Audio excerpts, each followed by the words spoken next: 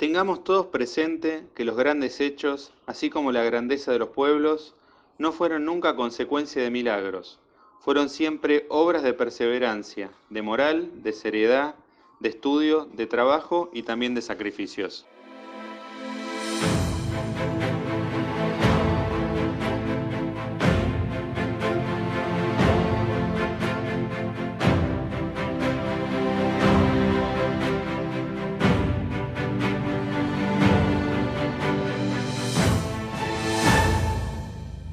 Bueno, Manuel Nicolás Aristóbulo Savio nació el 15 de marzo de 1892 en Buenos Aires. Era hijo de Sebastián Savio y de María Gazzano. Forma parte de una generación muy particular de militares argentinos. Esta característica la va a compartir con Riccieri y con Mosconi, de ser hijo de inmigrantes italianos. Lo que nos da una idea de lo que era esa Argentina, ¿no? En la cual un hijo de un inmigrante podía ingresar al ejército argentino y llegar a ser general de la nación. Realmente la Argentina era una tierra de oportunidades.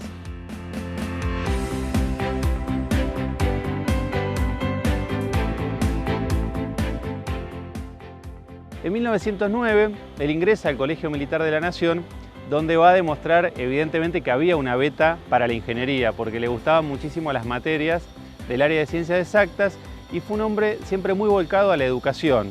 De hecho, en 1917 lo vamos a encontrar como instructor del Colegio Militar de la Nación y como profesor de química. En 1922 lo encontramos ingresando a la Escuela Superior de Guerra, donde los oficiales se formaban en lo que es un oficial de Estado Mayor, es decir, especialmente en lo que es estrategia, táctica, en lo que son las visiones geopolíticas. Y en 1923 él va a desempeñar una misión muy importante a Europa. Es la presidencia de Marcelo Torcuato Alvear, el sucesor de Hipólito Yrigoyen. Ha pasado la Primera Guerra Mundial entre 1914 y 1918 y hace falta realizar una gran renovación de equipo militar. Hay que explicar bien el contexto de esto para poder comprender la mentalidad de él y de toda una generación de militares. La Argentina de la época de la generación del 80, previa a esta etapa, se caracterizó por el famoso modelo agroexportador. Ese modelo tenía que ver con las características de la Argentina.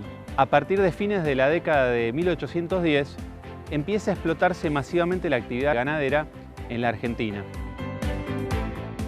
Ese modelo va acompañado también por la explotación de lo que es la agricultura, la tecnificación del agro y la llegada de una gran cantidad de brazos con las grandes olas inmigratorias permite que haya un gran crecimiento de la ganadería, pero también de la agricultura. Y todo eso, bueno, por supuesto, con las necesarias obras de infraestructura, puertos, ferrocarriles.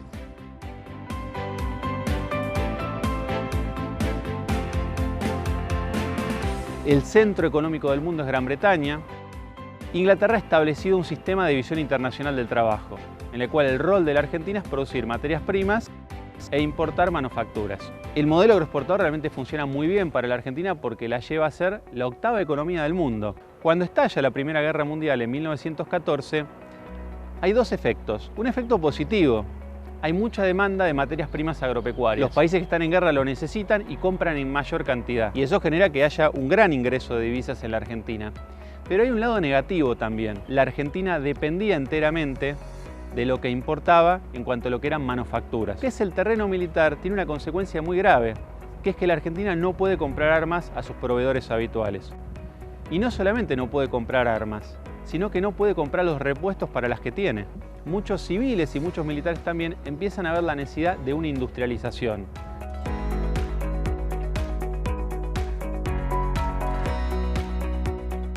En 1929 se produce el famoso crack, la caída de la bolsa de Wall Street en Estados Unidos. Disminuye muchísimo lo que es la compra de materias primas agropecuarias. Eso es un golpe tremendo a la economía argentina y a los productores. El primer efecto es que muchos establecimientos rurales cierran. Esa gente que se queda sin trabajo en las zonas rurales se va a las ciudades. Se van a convertir en la mano de obra para la industria que va a empezar a aparecer a partir de 1930.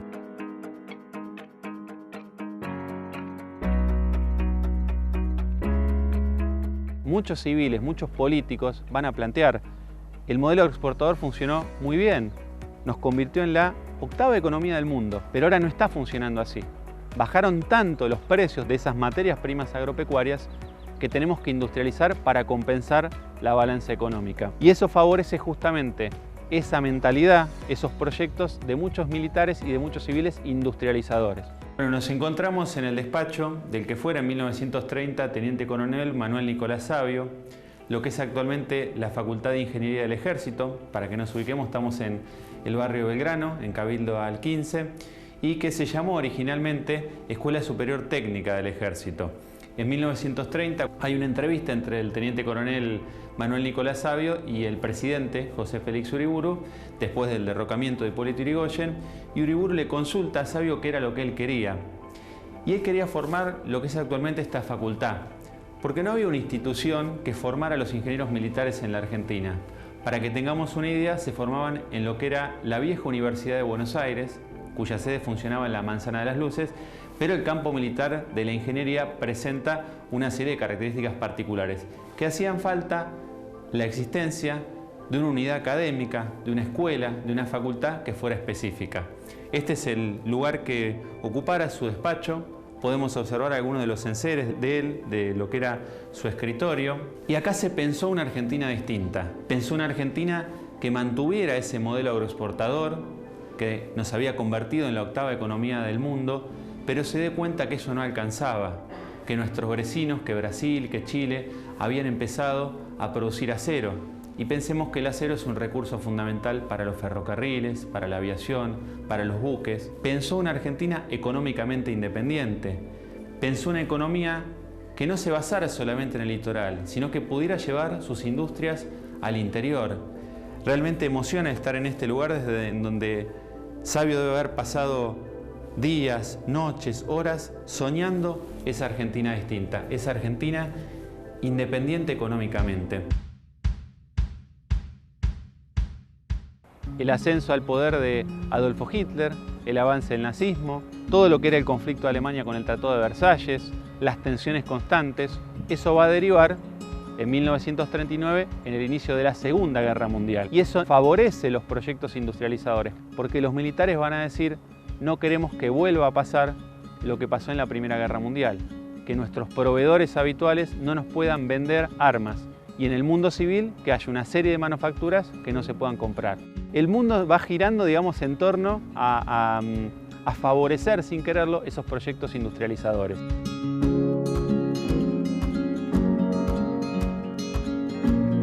Y en 1936, en consonancia con esa guerra mundial que ya está en el horizonte, se va a impulsar otro de los proyectos de la ahora General Savio, que es la creación de la Dirección de Fábricas Militares, justamente para evitar que la Argentina se quede sin armas. Si estalla un conflicto a nivel mundial, se crea la Dirección de Fábricas Militares, que al principio es muy sencilla, son 4 fábricas apenas. Una que produce el armamento básico elemental de infantería, otra fábrica que produce municiones, otra fábrica que produce explosivos y otra que produce el material elemental de comunicaciones. Apenas 4 fábricas. Bajo la gestión del general Savio, esa Dirección de Fábricas Militares se va a convertir en la Dirección General de Fabricaciones Militares. Cuando termina la gestión de él, tenemos de esas 4 fábricas originales, se convirtieron en 10 fábricas militares, 2 establecimientos, un establecimiento forestal, 7 fábricas mixtas y 7 fábricas mixtas con mayoría de acciones de parte del Estado. ¿Qué es una empresa mixta? Bueno, nosotros conocemos empresas que son estatales, empresas que son privadas, y la empresa mixta, como nos lo sugiere el nombre, tiene una parte de acciones que son del Estado y tiene otra parte de acciones que son privadas. Es raro que una industria solamente produzca algo para el mundo militar, habitualmente lo producen para el mundo civil. Fabricaciones Militares ha producido vagones de ferrocarril, ha restaurado vagones de ferrocarril. Entonces hay empresas que son atractivas también para el mundo privado. Y eso hace que todo lo que es la recarga de inversión de capital, de compra de maquinaria, no recaiga tanto ni en el privado ni en el estatal. La Dirección General de Fabricaciones Militares la tenemos fundada en 1941. Había 2 recursos críticos que la Argentina no producía, que eran el petróleo y el acero. Para la producción de acero, el primer granito que se va a dar es en 1941 la fundación de Altos Hornos Appla en Jujuy, en la localidad de Palpalá. La Argentina no podía comprar maquinaria, el mundo estaba en medio de la Segunda Guerra Mundial y sin embargo, frente a todas esas adversidades, el general Savio logra que la Argentina en 1945 produzca el primer acero nacional. Pensemos para qué sirve el acero. Para hacer vías de ferrocarril, para hacer ferrocarriles, para hacer autopartes, para hacer maquinaria agrícola, para hacer barcos, aviones, para la construcción. Es decir, el acero está presente en la vida diaria nuestra. La idea que tenía Savio era no solamente producir acero, sino que la mayor cantidad de componentes, de elementos que hacen falta para producir ese acero, salgan de la Argentina. La visión de Savio estaba mucho más allá. Estaba en buscar el autoabastecimiento. Por eso en 1947 él va a lograr la aprobación de lo que se conoce como el Plan Siderúrgico. En 1946 asume su primera presidencia Juan Domingo Perón. Desde 1930 los diferentes gobiernos habían impulsado la industrialización. Esa industrialización va a acelerar su desarrollo durante la presidencia de Castillo y posteriormente a partir de la Revolución del 43. Cuando Perón, con el Partido Laborista, triunfa sobre la Unión Democrática, Perón forma parte de esa visión, de ese grupo de militares que tiene una visión claramente industrializadora. El eje económico de su primer gobierno es el primer plan quinquenal. Como lo dice el nombre, era un plan a desarrollar en 5 años. ¿Qué implicaba? Implicaba la industrialización. Savio se va a entrevistar con el general Perón, en ese momento presidente de la Nación Argentina, y Perón va a recibir muy bien ese proyecto industrializador de Savio. Pero había un inconveniente. El eje económico es el primer plan quinquenal, que hacía hincapié en la industria liviana. Y pensemos que Savio hacía hincapié en la industria pesada. La industria liviana requiere menos tecnología, menos inversión de dinero, es más sencilla. Podríamos hablar de la producción de electrodomésticos, de la producción textil. Y la industria pesada ya requiere una inversión mucho mayor de capital, una tecnología más avanzada, como le indica el nombre, una maquinaria pesada. Entrarían dentro de lo que es industria pesada la química, la petroquímica, la siderúrgica, todo lo que es la parte petrolera. Y la prioridad en ese momento del primer gobierno de Perón está en la industria liviana. La idea que tenía él era que a través de la mejora de las condiciones de vida de los trabajadores, ellos tuvieran más poder adquisitivo. Si tienen mejores sueldos, pueden gastar más, pueden consumir más. Y si consumen más, dan trabajo a la industria. Es una especie de círculo virtuoso, ¿no? El trabajador tiene más dinero, el trabajador gasta, el trabajador está en esa industria y compra lo que produce esa industria. Por eso, como las prioridades son otras, el plan siderúrgico se va a aprobar en 1947, pero se va a ir demorando la aplicación. Y eso va a llevar en 1947 a la fundación de SOMISA, Sociedad Mixta Siderúrgica Argentina, que como le indica el nombre, es una sociedad con capital del Estado y capital privado. Es mixta. La fundación de SOMISA era una parte muy importante del plan siderúrgico. El plan siderúrgico tenía varias etapas. La primera que se había logrado era producir acero en la Argentina, con la mayor cantidad posible de componentes, de elementos que se obtuvieran en la Argentina. La segunda etapa era la producción de una cantidad de acero suficiente para el autoabastecimiento, que Savio había calculado en 315.000 toneladas anuales. Ahí es donde justamente entraba la importancia de fundar y de que funcionara a pleno SOMISA. Una tercera etapa consistía en una fuerte vinculación del Estado con los privados. Esta idea que fue tan importante para Savio de las empresas mixtas. ¿Cuál era el lugar que iban a ocupar especialmente las industrias privadas en este proceso? Él planteaba que el Estado tenía que producir especialmente el acero y después entraba toda la industria privada. ¿Cómo ingresaba en ese circuito la industria privada? Produciendo todos los derivados del acero.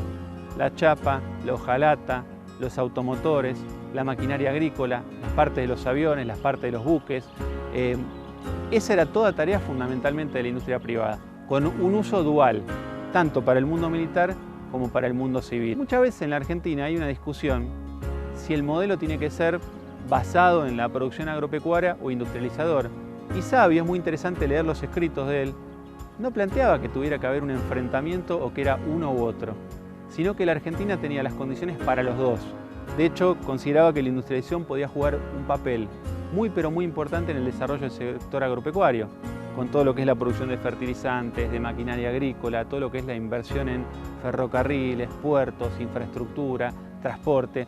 Por eso para él la industria y el sector agropecuario no eran excluyentes, no era uno u otro, sino que eran complementarios. Si hacemos un repaso, decíamos que en 1947 se lanza el plan siderúrgico, pero que choca con que la prioridad del gobierno en ese momento es otro, que de alguna manera se vuelve a relanzar en 1952 con el segundo plan quinquenal, pero que hay una serie de condiciones económicas y después la revolución del 55 impiden desarrollo, y hay un tercer factor que es la muerte del propio general Savio el 31 de julio de 1948.